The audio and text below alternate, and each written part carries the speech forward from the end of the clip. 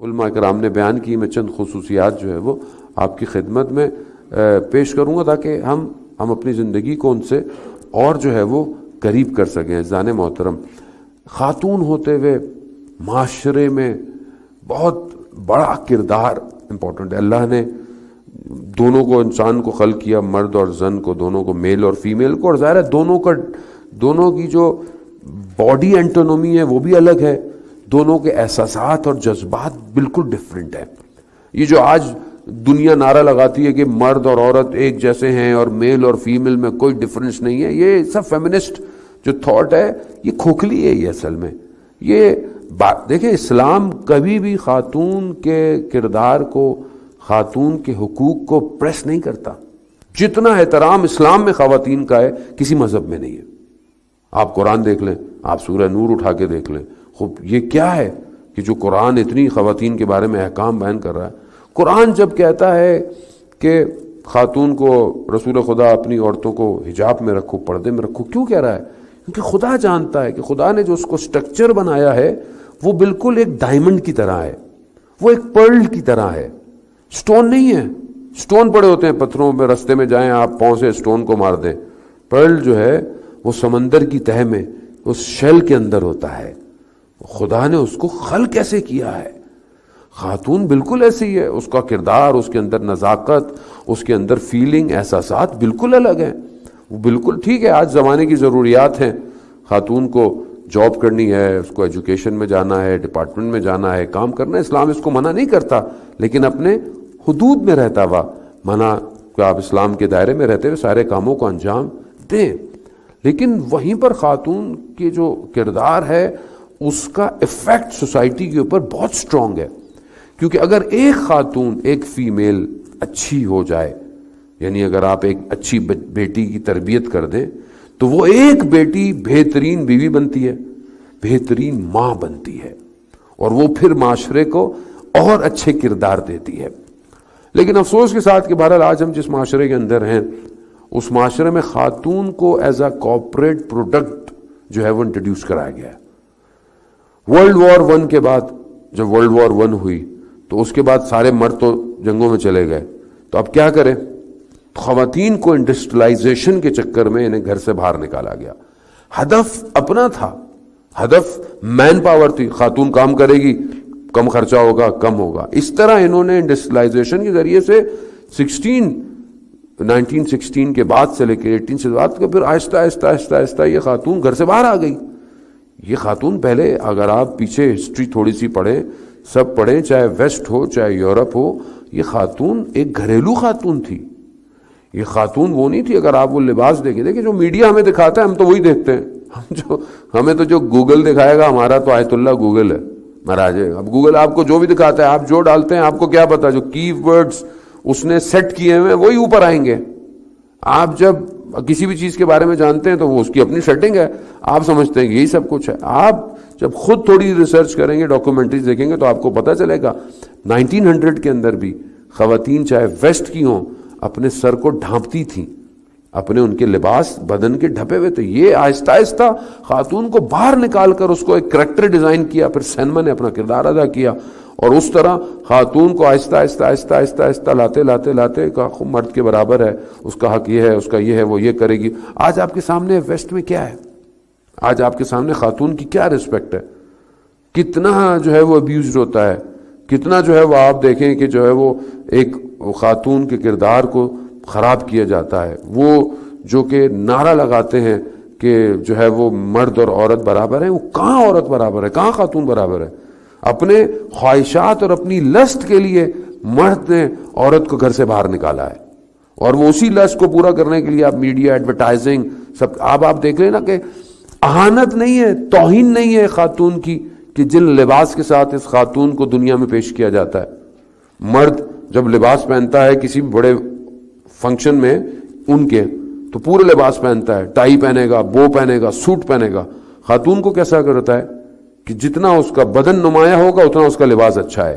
یہ اہانت نہیں ہے، یہ ڈس رسپیکٹ نہیں ہے ایک ہیومن کی کہ اس کو آپ کس طرح جو ہے وہ پیش کر رہے ہیں. اور ہم بھی سمجھتے ہیں کہ نو اٹس ماڈرنائزیشن. مولانا یہ تو ماڈرنائزیشن ہے. دنیا جو ہے وہ خوب یہ اسٹریٹجی ہے, یہ ڈیزائنڈ ہے. When you want to buy سم تھنگ, آپ کو کپڑے نہیں ملتے صحیح, کیوں؟ کیونکہ پیچھے انڈسٹری کام کر رہی ہے, پیچھے برین کام کر رہا ہے کہ بازار میں کپڑے ہی ایسے لاؤ کہ آپ بولتے ہیں وہ میری بیٹی ہے, اور آپ بولتے ہیں وہ اس کو حجاب کراؤ, بولے شارٹ سلیوز ہے, کپڑے ہی ایسے ہیں, ٹائٹس ہے, یہ ساری چیزیں کیوں ہیں؟ یہ سب ڈیزائنڈ ہیں. ہم سمجھتے ہیں اتفاقی کچھ نہیں ہے اس دنیا کے اندر. اس دنیا جس میں ہم رہتے ہیں کارپوریٹ ورلڈ ہے. یہاں ایمنسیز کام کر رہی ہیں, یہاں سب کام ہوتا ہے. یہاں پر ٹی وی کمرشل سے لے کر پروڈکٹ کی لانچ تک سب سے آگے خواتین ہیں, چاہے وہ مرد کی چیز بیچ رہی ہو لیکن خاتون ماڈل ہے. کیوں ہے؟ دے وانٹ, وہ چاہتے ہیں کہ اس کو ایز اے پروڈکٹ استعمال کرے, اپنے پروڈکٹ کو بیچے اس کے بعد کرے. یہ ہے دنیا آج کی کہ جو کہتی ہے کہ خاتون جو ہے وہ مرد کے برابر ہو, ہماری مرضی, ہم کچھ بھی کریں. اس کی وجہ سے آج سوسائٹی کے اندر اور خاص طور پر عزیزان محترم ہمارا تعلق اسلام سے ہے, ہمارا تعلق اس ریلیجن سے ہے کہ جو خاتون کو ایک عزت اور رسپیکٹ دیتا ہے. وہ گھرانے سے ہمارا تعلق ہے کہ جب شادی ہوئی امام علی علیہ السلام کی اور حضرت فاطمہ سلام اللہ علیہا کی, اللہم صلی علی محمد, کہ جب شادی ہوئی تو جب رسول خدا گھر میں آئے تو کیا کہا رسول خدا نے؟ علی آپ کا کام گھر کے باہر اور فاطمہ آپ کا کام گھر کے اندر ہے. تو بی بی کہتی ہیں کہ میں کتنی خوشحال ہوں بابا کہ آپ نے جس طرح کام کو ڈسٹریبیوٹ کیا ہے. خوب سوال پوچھا شخص خود رسول خدا کہ ایک خاتون کے لیے, ایک فیمیل کے لیے سب سے زیادہ امپورٹنٹ کیا ہے؟ مسجد نبوی ہے, سب بیٹھے ہوئے, کسی نے جواب نہیں دیا. امام علی اٹھے, گھر گئے اور یہی سوال انہوں نے بی بی سے کیا کہ ایک خاتون کے لیے, ایک لیڈی کے لیے سب سے بیسٹ کیا ہے؟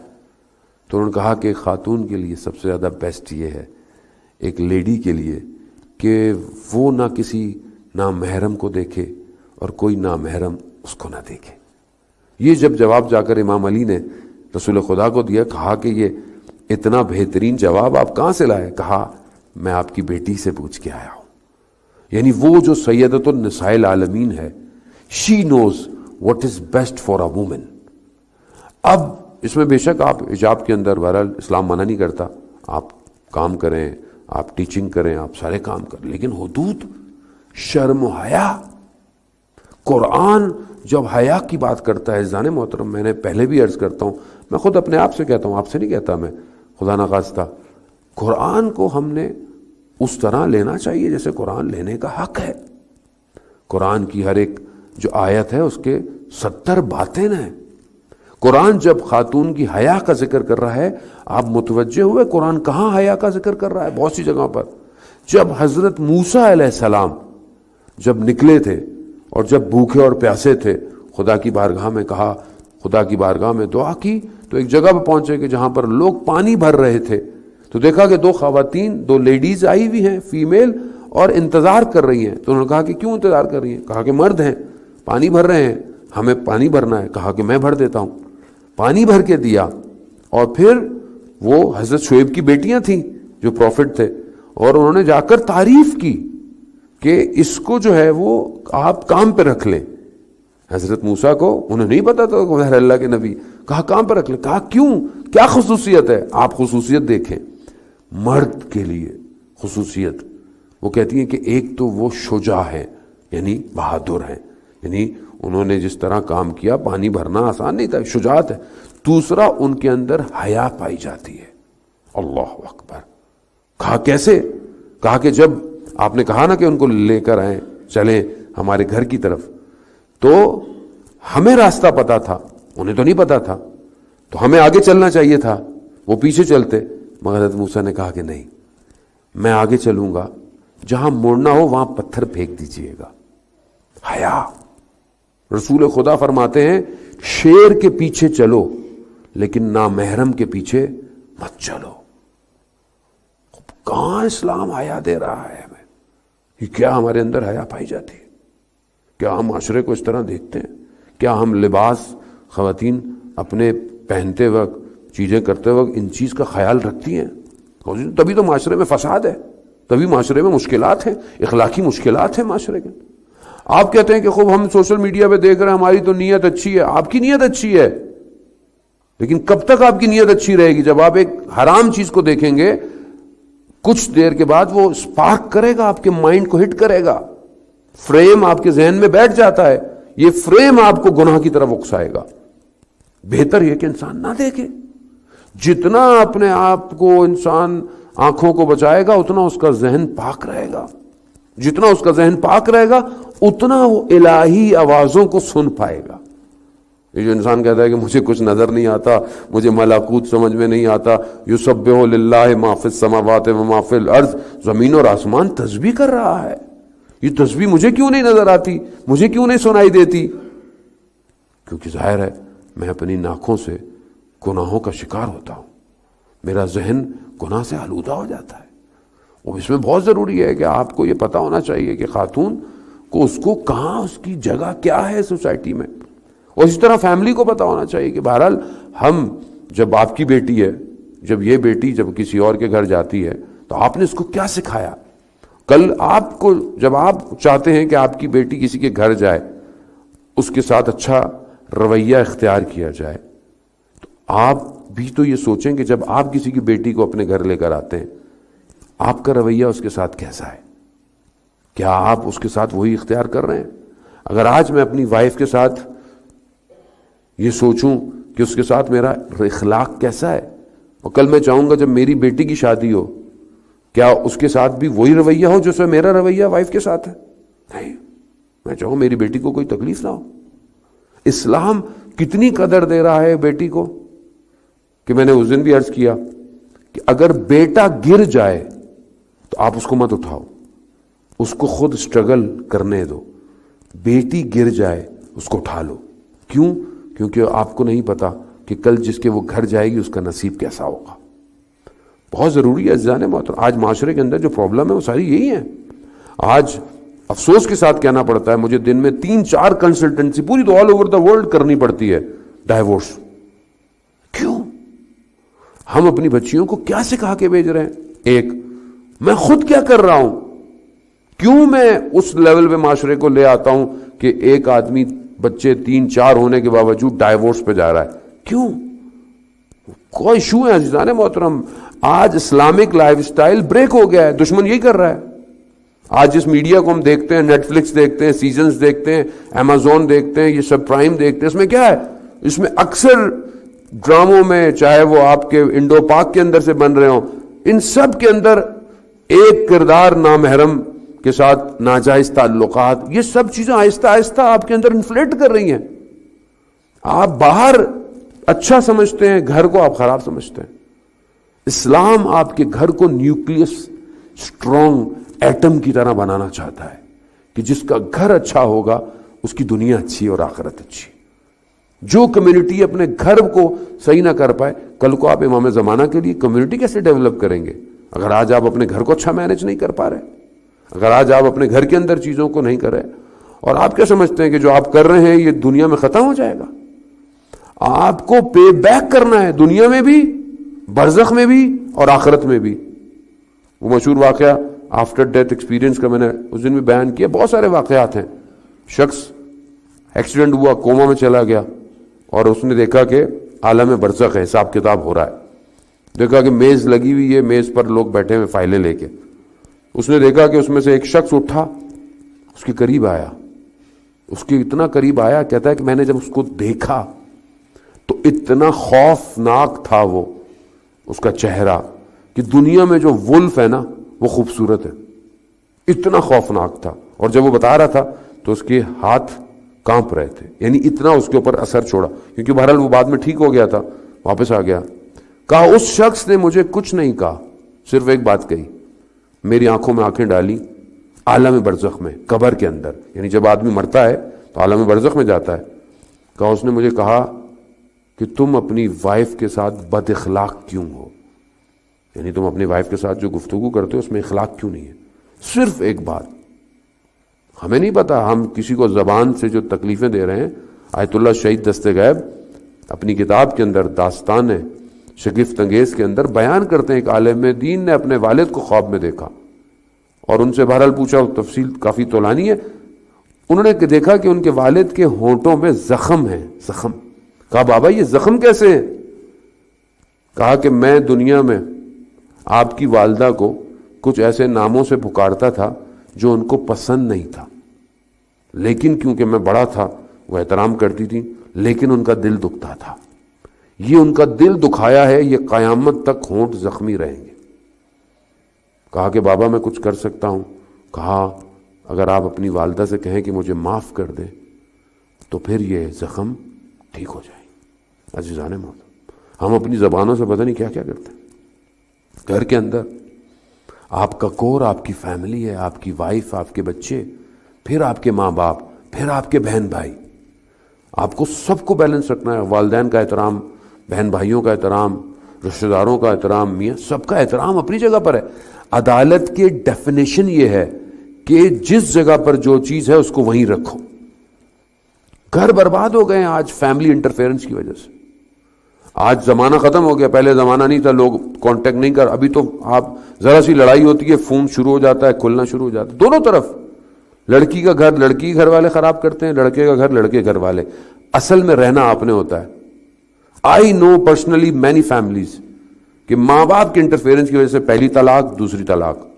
کب تک رکھیں گے؟ کون دے گا بیٹی بھائی؟ تیسری چوتھی دفعہ کون بیٹی دے گا آپ کو؟ آپ سمجھتے ہیں بڑا ایزی ہے طلاق دینا. خدا کو یہ حلال ہے طلاق، لیکن خدا کو یہ پسند نہیں ہے. مجبوری کی وجہ سے رکھا گیا ہے اس کو، لیکن ہمارے لیے پیس آف پیپر ہو گیا ہے آج کل. 6 مہینے نہیں رہے، کمیونٹی میں ڈائیورس ریشیو دیکھ رہے ہیں آپ آل اوور دا ورلڈ. آپ سوچیں کہ آپ کا بیسٹ ریلیجن ہے، you claim that you are the best. توحید آپ کے پاس ہے، امامت آپ کے پاس ہے، اور آپ کو دنیا کو اسلام کی طرف دعوت دینا ہے. آپ کس منہ سے لوگوں کو دعوت دیں گے کہ جن کی کمیونٹی کے اپنے گھر برباد ہو رہے ہوں، آپ دوسروں کو اسلام کی طرف لے کر آئیں گے؟ کوشچن مارک ہے جانے مت. خوب ہم بہرحال یہ سب حضرت معصومہ کے توسط سے، کیونکہ بہرحال بی بی نے کردار ادا کیا. بی بی کی 3 کوالٹیز ہیں. ہمارے استاد حجت الاسلام ڈاکٹر رفیع فرماتے ہیں کہ 3 کوالٹیز بی بی کی ایسی تھیں جنہوں نے ان کو اتنا انہینس کر دیا. پہلی، ولایت کی ایکسیپٹنس. ولایت کی ایکسیپٹنس یعنی کیا؟ یعنی مدینہ میں رہتی تھی، امام رضا بھائی تھے لیکن امام تھے، امام کو بلا لیا مامون نے. اب یہ انہوں نے ولایت کی وجہ سے اپنے آپ کو امام زمانہ، یعنی ان کا امام کون ہے زمانے کا؟ امام رضا ہے. ان کی امامت کے ڈیفینڈ کے لیے اپنے آپ کو all over the world travel کیا، اور اس ولایت کے لیے سختیوں کو برداشت کیا. ولایت ایکسیپٹنس آپ دیکھیں یہ ایام ربیع الاول کے جو چل رہے ہیں، یہ ایام اس گھر کے دروازہ جلنے کے ایام ہیں. حضرت فاطمہ سلام اللہ علیہا کا جو مقام ہے وہ یقین اپنی جگہ پر، لیکن بی بی نے اس لیول پہ ہوتے ہوئے کیا کیا؟ اپنے زمانے کے امام یعنی امام علی کے لیے گھر سے باہر نکلی، دروازوں کھٹکھٹائے. کیا ہے؟ ولایت کی ایکسیپٹنس. ولایت کے لیے کام. حضرت خدیجہ کا کوئی مثال نہیں ہو سکتا. کیوں نہیں ہو سکتا؟ رسول خدا کا اس وقت ڈیفینڈ کیا جب لوگ رسول خدا کو سلام نہیں کرتے تھے، جب لوگ رسول خدا کے اوپر کچروں کو خدا نخواستہ اہانت کرتے تھے. اس وقت غار حرا میں رات کی تاریکیوں میں جا کر رسول کو غذا پرووائڈ کرنا، رسول کا خیال رکھنا، اپنی پوری جائیداد اور دولت کو رسول کے لیے کر دینا. کیا؟ ولایت. کیوں حضرت زینب سلام اللہ علیہ کا اتنا بڑا مقام ہے کہ فارسی کا مصرع ہے، کربلا کربلا میں ماند اگر زینب نہ بود. کربلا کربلا میں رہ جاتی اگر زینب نہ ہوتی. کیوں؟ ولایت. تو یہ ولایت آج being as a woman, lady ہوتے ہوئے ہماری مائیں بہنیں، کیا امام زمانہ کی ولایت ہے؟ کیا امام زمانہ کے لیے زندگی گزر رہی ہے؟ کیا امام زمانہ کے لیے کام ہو رہا ہے؟ یقیناً لوگ کر رہے ہیں، کام کر رہے ہیں، محنت کر رہے ہیں. ایسا نہیں ہے کہ آج میں گیا تھا ڈاؤن ٹاؤن، آپ کے جو لوکلز کے مدرسے ہیں وہاں پر لیڈیز کے ساتھ گیا، دیکھا کہ کس طرح وہاں پہ کام کر رہے ہیں. بہرحال امام زمانہ کے لیے کام ہے. چاہے ایک پتھر کیوں نہ اٹھایا جائے، ایک کتاب کیوں نہ دی جائے، ایک بچے کو درود کیوں نہ سکھا دیا جائے، امام زمانہ کے لیے کام ہے یہ. ہمیں تو پتہ نہیں چلتا, ہمارے تو بڑے اچھے لیوشنگ مدرسے میں, وہاں دیکھ کر آیا مدرسوں کی حالت, اور جو بہرحال ہے ہمیں چاہیے کہ بہرحال ہم اپنے حساب سے اس میں کنٹریبیوٹ کیا کریں. زان محترم, جو اللہ کی راہ میں دیا جائے گا وہی باقی ہے, جو خود خرچ کیا جائے گا اس کا حساب کتاب ہے. ہم کس طرح ولایت کو ایکسیپٹ کر رہے ہیں.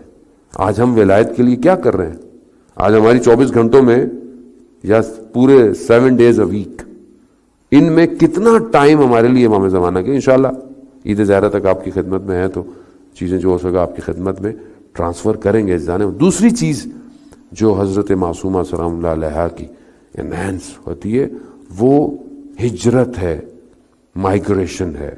سورہ نساء کی آیت نمبر 100 میں کہ جہاں پر پروردگار ارشاد فرماتا ہے میں یخرج بیت, یہ اپنے گھر سے جو نکلتا ہے اللہ, مہاجر اللہ, اللہ کی طرف, وہ رسول کی طرف, وہ ہے کہ خدا خود اس کو اس کا اجر دیتا ہے. بی بی معصومہ سلام اللہ علیہا نے ہجرت کی اللہ کی خاطر, رسول کی خاطر, امام کی خاطر. اور رستے کے اندر ہرڈلز, پریشانیاں, اور اسی رستے کے اندر ان کے ساتھ ان کے اوپر اٹیک ہوا, وہ صحابہ پہ پہنچی, وہاں سے پھر وہ کم گئیں, 70 days وہ زندہ رہیں, اور اس کے بعد بہرحال ان کا وفات ہو گئی. تو یہ ہمیں بھی زندگی میں دیکھیں ہجرت جو مائگریشن ہے نا وہ فیو کائنڈز ہے. ایک تو انسان فزیکل ہجرت کرتا ہے, وہ بہرحال. ایک ہجرت عقیدتی ہے, یعنی انسان اپنے عقائد کی طرف ہجرت کرتا ہے. ہو سکتا ہے ہمارے عقائد اتنے اچھے نہ ہوں, یا ایون جو ہمارا اصل عقیدہ ہے توحید, عدالت, نبوت, امامت, قیامت, یہ ہمارا اصل عقیدہ ہے. ہم نے کتنی اس عقیدے کی طرف ہجرت کی, ہمارا مائنڈ کتنا ٹریول کیا اس ہجرت کی طرف, کتنا ہم اپنے عقائد کی بک سے واقف ہیں. ہمیں بڑا شوق ہے ہمارا بچہ جو ہے وہ سنڈے سیٹرڈے مدرسے میں پڑھے, ہر کسی کو شوق ہے, بیچتے بھی ہیں. ہم نے خود کتنی کتابیں پڑھی ہیں ابھی تک عقائد پہ. ہمارا اپنا عقیدہ, آج جو بعض لوگ ہمارے عقیدوں پہ سوال اٹھا رہے ہیں اور ہم بڑے پریشان نظر آ رہے ہیں, او مولانا what is happening in the community, society, اور اس نے یہ کہہ دیا, اس نے کیوں کہہ دیا. آپ کے اپنے عقیدے کیوں اتنے کمزور ہیں؟ کیوں آپ امامت کے بارے میں آپ کے پاس, آپ کیوں نہیں پڑھا آپ نے آج تک؟ Why we don't have any logical reasons for امامت. We have traditional اور قرآن اور حدیث سے ہمارے پاس ریزن ہونے چاہیے امامت کے اوپر, کیوں نہیں ہے؟ کیونکہ ہم محنت نہیں کرتے. ہمیں بعض مولانا مجلس ہو جاتی ہے کافی, کبھی کبھی بس ٹھیک ہے سن لیتے ہیں, یہ بڑا کام کیا ہے ہم نے, یہی کافی ہے ہمارے لیے. اور ایسے تو شکر ہے یہ بھی ہم کرتے ہیں الحمدللہ, یہ بھی نہیں کریں تو پھر ہم کیا کر سکتے. آہستہ آہستہ آپ کی جنریشن لاسٹ ہو جائے گی. جانے موت, آپ کیسے امام کی طرف لے کر آئیں گے؟ پہلے خود تو امام کی طرف جائیں, پھر اپنی اولاد کو امام کو دیں گے نا. آپ بولے میرا بیٹا امام کے پاس چلا جائے, کیسے جائے گا امام کے پاس جب میں خود امام کے پاس جانے کو تیار نہیں ہوں؟ عقیدے کی ہجرت. دوسرا اخلاق کی ہجرت, یعنی انسان کا جو کریکٹر ہے, مورل ویلیوز ہے. خدا نہ خواستہ مجھے غصہ آتا ہے, میرے اندر ایگو ہے, میرے اندر کوئی نہ کوئی پرابلم ہے, میں بات پہ ناراض ہو جاتا ہوں. یہ اخلاقی ایشوز ہیں. تو کیا میں نے اخلاقی ایشوز کے لیے آج تک کوشش کی کہ میں ہجرت کروں کہ میرا اخلاق ٹھیک ہو جائے؟ ملا مہدی ناراکی, جو ملا احمد ناراکی کے والد تھے, جنہوں نے کتاب جامع سعادات لکھی, اور جو ان کے بیٹے نے اس کو کمپائل کیا, خلاصہ کیا, معراج السادہ. اردو کے اندر بھی ہے, آئی ڈونٹ نو انگلش میں ہے کہ نہیں, اردو کے اندر تو اس کا ٹرانسلیشن ہے. اخلاق کی کتاب ہے, یعنی how you have to behave. بہت امپورٹنٹ ہے. اسلام میں 3 چیزیں ہیں, احکام, عقائد, اخلاق. ہم بعض اوقات احکام پڑھ لیتے ہیں, عقائد چھوڑے, عقائد پڑھتے ہیں, اخلاق ہی نہیں ہے ہمارے اندر, ہمیں پتہ ہی نہیں ہے کس طرح کسی کے ساتھ بہیو کرنا ہے. انہوں نے جب یہ کتاب لکھی, عربک میں تھی, یہ کتاب فیمس اتنی ہوئی کہ ہر شخص نے اس کو پڑھا. اور جب یہ زیارت پہ گئے نجف, تو وہاں پر بڑے بڑے اسکالرز نے ان کو ویلکم کیا کہ کیا بک آپ نے لکھی ہے اور کیا زبردست. ایک اسکالر ان سے ملنے نہیں آیا, تو انہوں نے کہا کہ چلو میں خود ملنے چلا جاتا ہوں. اور لوگوں نے بولا کیا کر رہے ہیں آپ مولانا, وہ ان کو آنا چاہیے تھا, آپ کو کہا نہیں. کون نہیں آیا؟ سید مہدی بحر العلوم, جو خود ایک بہت بڑے عالم دین, جنہیں امام نے اپنے سینے سے علم کو ٹرانسفر کیا تھا, وہ نہیں آئے. یہ گئے ان سے ملنے, وہ لیکچر دے رہے تھے, یہ جا کے بیٹھے, ان کا لیکچر ختم ہوا, انہوں نے بہت زیادہ کوئی لفٹ نہیں کرائی, اٹھ کے چلے گئے، یہ بھی چلے گئے. تھوڑے دنوں بعد انہوں نے کہا کہ میں دوبارہ چاہتا ہوں.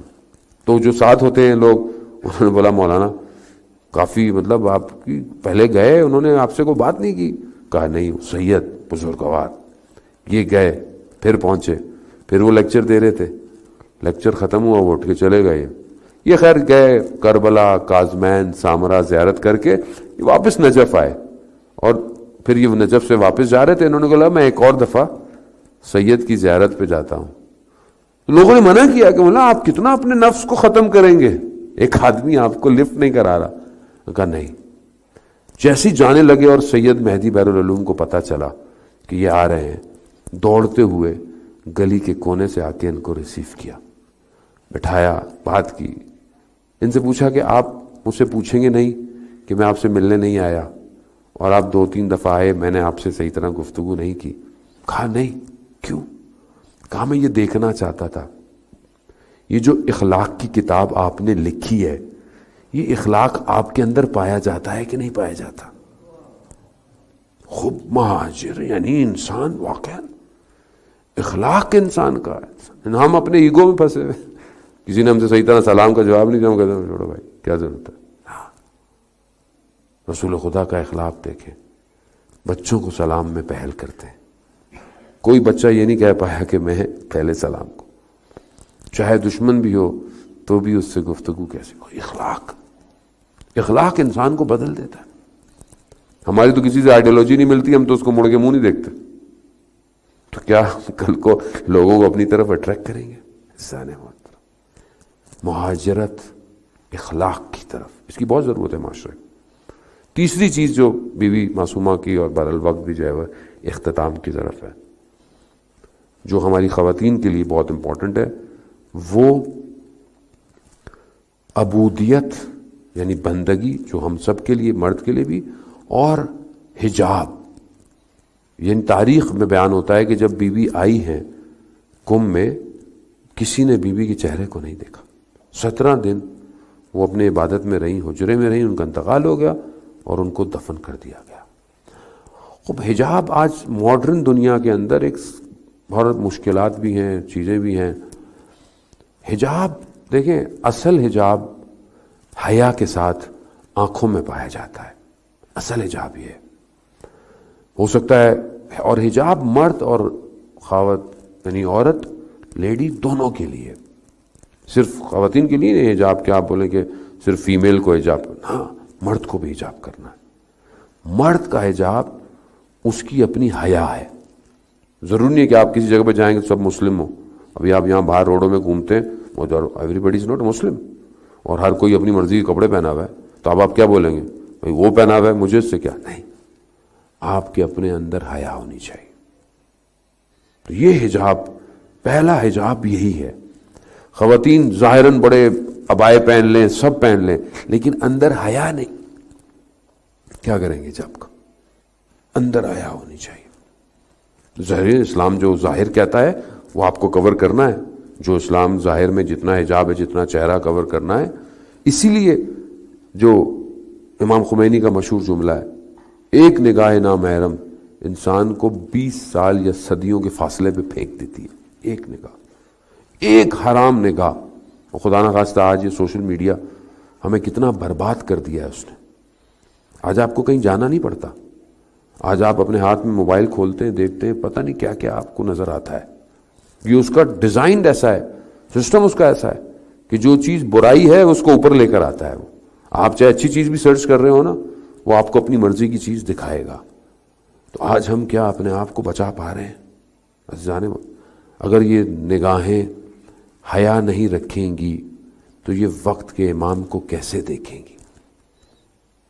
خود سوچیں کہ خدا نہ خواستہ میں آنکھوں سے گناہ کرتا ہوں تو میں اپنے وقت کے امام کو کیسے دیکھوں گا؟ خوب یہ کوالٹی بھی معصومہ کی تھی جو ہمیں جو ہے وہ بہرحال اپنے اندر کرنی چاہیے. بیوی معصومہ کا کردار، اگر ہم اس کردار کو سمجھ نہیں پائے تو علماء کو دیکھیں جو اطراف میں ہیں کہ کہاں پہنچا دیا بیوی نے. آیت اللہ مراشی نجفی 70 سال 70 ایئرز پہلے زائر تھے بیوی معصومہ کے. ظاہر ابھی تو حرم کھلے ہوتے ہیں 24 گھنٹے، پہلے حرم نہیں کھلتے تھے، بند ہو جاتے تھے. صبح صبح جب دروازہ کھلتا تھا حرم کا، پہلی زیارت کون کرتا تھا؟ آیت اللہ مراچی نجفی. وہ کس مقام پہ پہنچا دیا کہ ان کی زیارتیں ائمہ کے ساتھ. وہ خود ان کی زندگی میں بتاتے ہیں جب وہ شروع میں تھے کنبھ کے اندر، تو اپنی بیٹی کی انہوں نے شادی کرنی تھی اور ان کے پاس فائنینشلی نہیں تھا اتنا، تو بی بی کی خدمت میں آئے اور بی بی کی خدمت میں بڑا اس سے کہ میں کہاں اپنی بیٹی کو دوں، کس طرح میں اپنی بیٹی کی شادی کروں، میرے پاس کچھ ہے ہی نہیں، اور تھوڑے سے ناراض ہو کر چلے گئے. سوئے، خواب میں دیکھا کہ حرم کا خادم آیا ہے. اس نے کہا کہ آپ کو بی بی نے بلایا ہے. وہ صحن آئینہ جو سب سے بڑا صحن ہے حرم کا، وہاں یہ گئے، دیکھا کہ کچھ خواتین جو خدام ہیں وہ حرم کی صفائی کر رہی ہیں، اور انہوں نے کہا کہ یہیں رکیے، بی بی خود تشریف لائیں گی. اور جو انسان اس مقام پہ پہنچ جاتا ہے، بی بی تشریف لائیں، کیونکہ خود بھی سید تھے، بی بی کے آگے جھک گئے، اور ظاہر ہے جد کی طرح ان کی ماں کی طرح ان کے آگے جھکے. اور بی بی نے کہا کہ شہاب نام تھا ان کا، شہاب مرشی، شہاب جب سے تم کم آئے ہو ہماری نگاہ تمہارے اوپر ہے، ہم نے کب تمہیں چھوڑا. شرمندہ ہوئے، آنکھ کھل گئی، گریہ کرتے ہوئے بی بی کے حرم میں گئے. بی میں معافی چاہتا ہوں. اور تھوڑے دنوں میں بہرحال ان کے حالات بہتر ہو گئے. عزیزان محترم، ہم لوگ محسوس نہیں کرتے اہل بیت کو. اہل بیت ہیں، ہمیں محسوس کرنا پڑتا ہے اہل بیت کو.